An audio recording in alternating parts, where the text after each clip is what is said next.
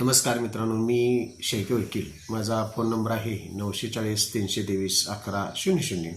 आजच्या व्हिडिओमध्ये आपण विनयभंग IPC कलम 509 काय तरतूद आणि काय व्याख्या सांगते हे थोडक्यात पाहत आहोत. मित्रांनो, विनयभंग IPC कलम 509 म्हणजेच यामध्ये एखादी व्यक्ती एखादी स्त्रीला तिचा विनयभंग करण्याच्या उद्देशाने एखादा हावभाव किंवा असा एखादा शब्दोच्चार किंवा अशी एखादी कृती करेल की त्या स्त्रीला लज्जा उत्पन्न होऊ शकेल, किंवा असा एखादी कृती करणे की त्या कृतीमुळं त्या स्त्रीला त्रास होऊ शकतो.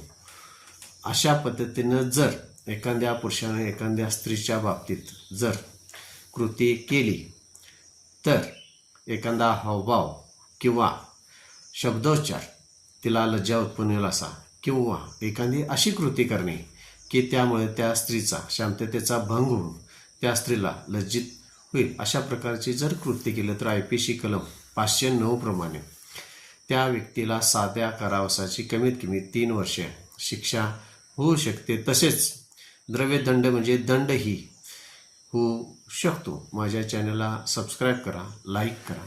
धन्यवाद.